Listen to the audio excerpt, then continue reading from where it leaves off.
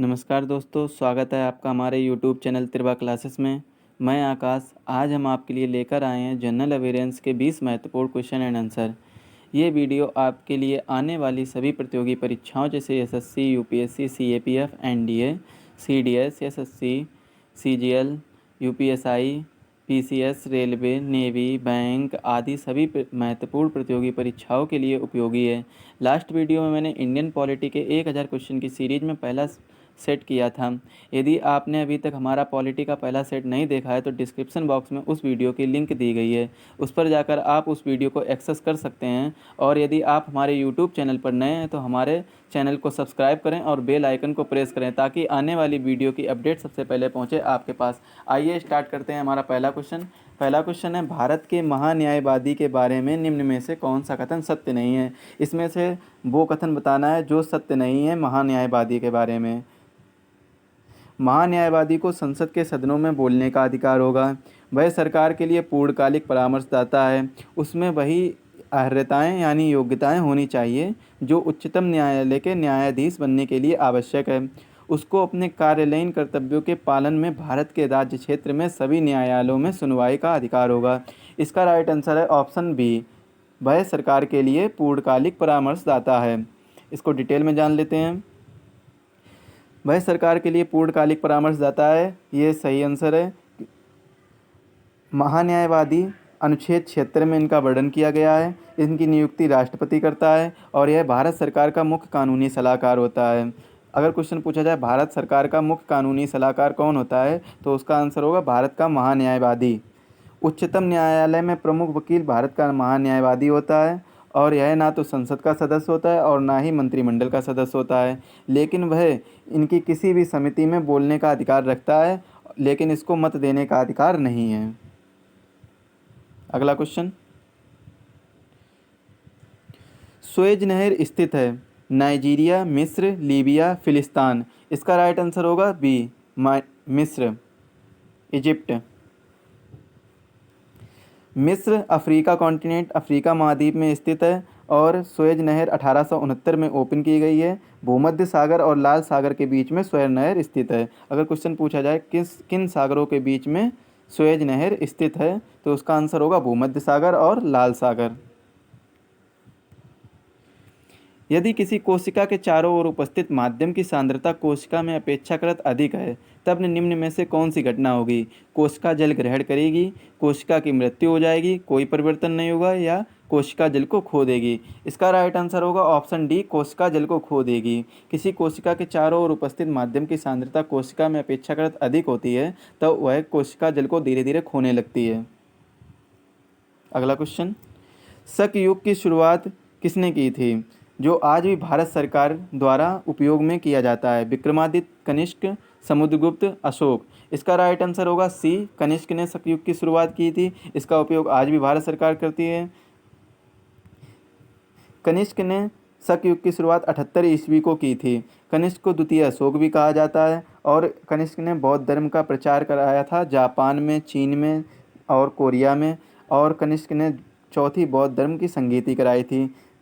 यह संगीति कश्मीर में हुई थी। अध्यक्ष इसके वासुमित्र थे और उपाध्यक्ष अश्वघोष।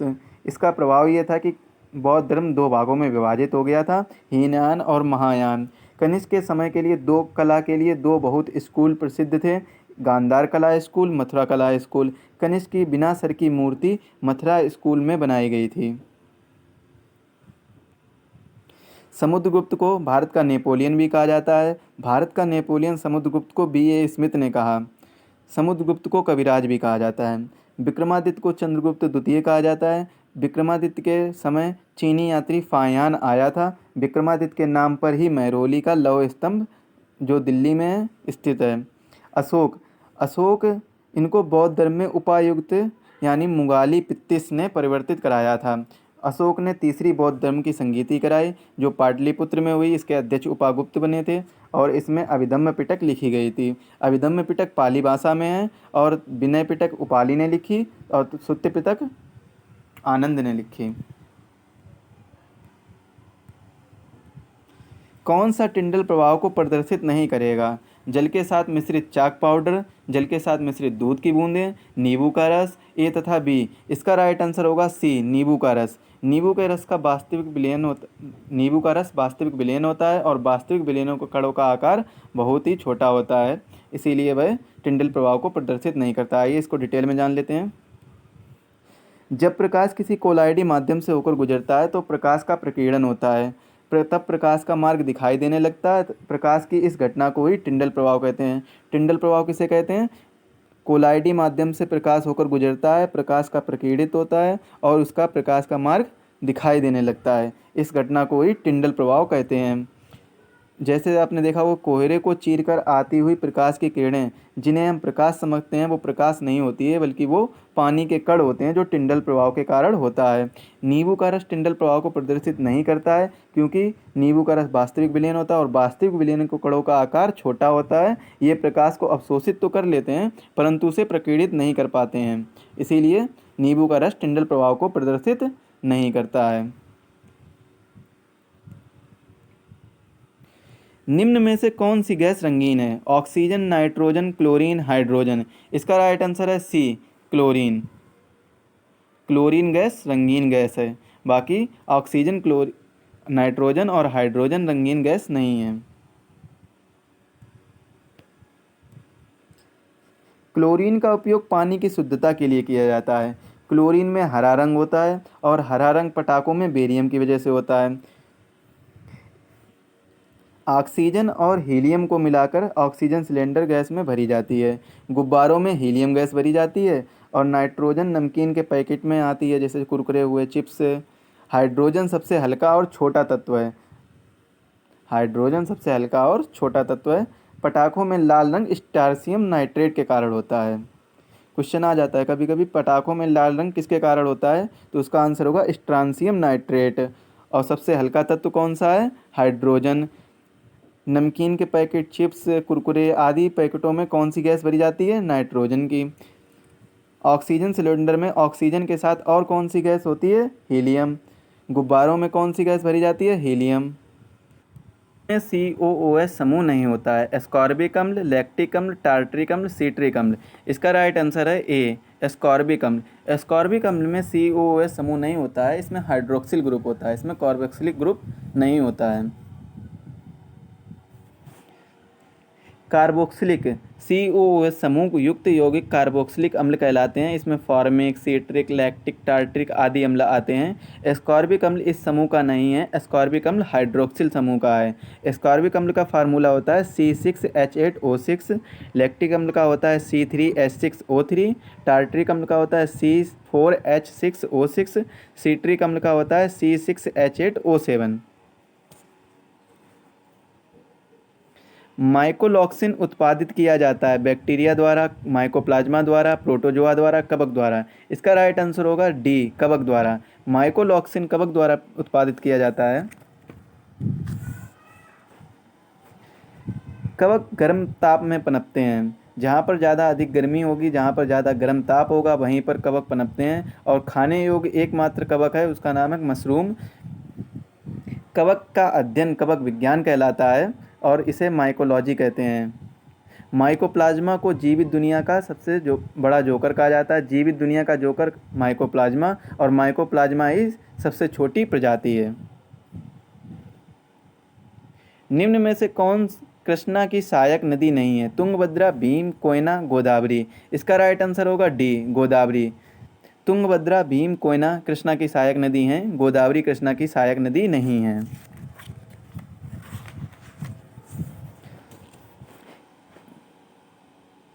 कृष्णा नदी दक्षिण भारत की सबसे बड़ी दूसरी नदी है और यह महाबलेश्वर पठार महाराष्ट्र से प्रारंभ होकर आंध्र प्रदेश में गोदावरी नदी के साथ मिलकर कृष्णा गोदावरी डेल्टा बनाती है। कृष्णा नदी की स्टार्ट होती है महाबलेश्वर पठार महाराष्ट्र से और आंध्र प्रदेश में गोदावरी नदी के साथ मिलकर कृष्णा गोदावरी डेल्टा का निर्माण करती है। कृष्णा और गोदावरी के बीच में एक झील है जिसका नाम है कोलेरो झील। कृष्णा गोदावरी के बीच कोलेरो झील है। कृष्णा नदी के ऊपर नागार्जुन बांध है। ये क्वेश्चन बहुत इंपॉर्टेंट है। नागार्जुन बांध किस नदी के ऊपर स्थित है? कृष्णा नदी। और गोदावरी पर पोलावरम प्रोजेक्ट आंध्र प्रदेश में, कालेश्वरम प्रोजेक्ट तेलंगाना में। Polavaram project Andhra Pradesh, Kaleshwaram project Telangana. गोदावरी दक्षिण भारत की सबसे बड़ी नदी है। दक्षिण भारत की सबसे बड़ी नदी गोदावरी, दक्षिण भारत की सबसे बड़ी दूसरी नदी कृष्णा।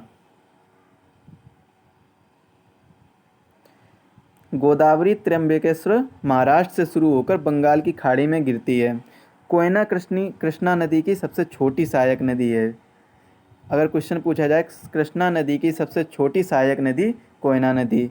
घटप्रभा और मलप्रभा तुंगभद्रा। राइट बैंक की सहायक नदियां हैं मूसी और भीम। लेफ्ट बैंक की सहायक नदियां हैं राइट बैंक यानी मतलब दाएं किनारे की तरफ, और लेफ्ट बैंक बाएं किनारे की तरफ। जायद मेडल किस देश का सर्वोच्च नागरिक पुरस्कार है? पाकिस्तान, सऊदी अरब, संयुक्त अरब अमीरात या इनमें से कोई नहीं? इसका राइट आंसर होगा सी, संयुक्त अरब अमीरात। संयुक्त अरब अमीरात जायद मेडल का सर्वोच्च नागरिक पुरस्कार है। संयुक्त अरब अमीरात का जायद मेडल सर्वोच्च नागरिक पुरस्कार है और यह पुरस्कार 4 अप्रैल 2019 को प्रधानमंत्री नरेंद्र मोदी जी को प्रदान किया गया था। सऊदी अरब का प्रमुख पुरस्कार है द किंग अब्दुल अजीज सास। पाकिस्तान का पुरस्कार है निशान पाकिस्तान। निशान पाकिस्तान अभी तक एक ही भारतीय को मिला है, वो है मोरारजी देसाई। किस अधिनियम में सेक्रेटरी ऑफ स्टेट का पद सृजित किया गया था? काउंसिल अधिनियम 1861, भारत सरकार अधिनियम 1858, मॉर्ली मिंटो सुधार या फिर मॉन्टेग्यू चेम्सफोर्ड सुधार? इसका राइट आंसर होगा बी, 1858। भारत सरकार अधिनियम 1858 में सेक्रेटरी ऑफ स्टेट का पद सृजित किया गया था। भारत सरकार अधिनियम 1858 यूनाइटेड किंगडम की संसद द्वारा पारित किया गया था। यूनाइटेड किंगडम के तत्कालीन प्रधानमंत्री लॉर्ड पॉमस्टन, जब भारत सरकार अधिनियम 1858 आया था उस समय यूनाइटेड किंगडम के प्रधानमंत्री लॉर्ड पॉमस्टन ने विधेयक पेश किया है और भारत के गवर्नर जनरल का नाम बदलकर वायसराय कर दिया गया और महारानी द्वारा वायसराय की नियुक्ति की जाती थी। ब्रिटिश संसद का सीधा नियंत्रण स्थापित कर दिया गया। नोमाडिक एलिफेंट भारत और किस देश के बीच संयुक्त एक सैन्य अभ्यास है? ए मंगोलिया, चीन, वियतनाम या भूटान? इसका राइट आंसर है option A, Mongolia. Mongolia, Bharat और मंगोलिया नोमाडिक एलिफेंट के बीच एक संयुक्त सैन्य अभ्यास है। यह सैन्य अभ्यास 5 अप्रैल से 18 अप्रैल 2017 मिजोरम के बैरिंगेट में भारत और मंगोलिया के बीच युद्ध अभ्यास संपन्न हुआ। यह 112वां संस्करण था।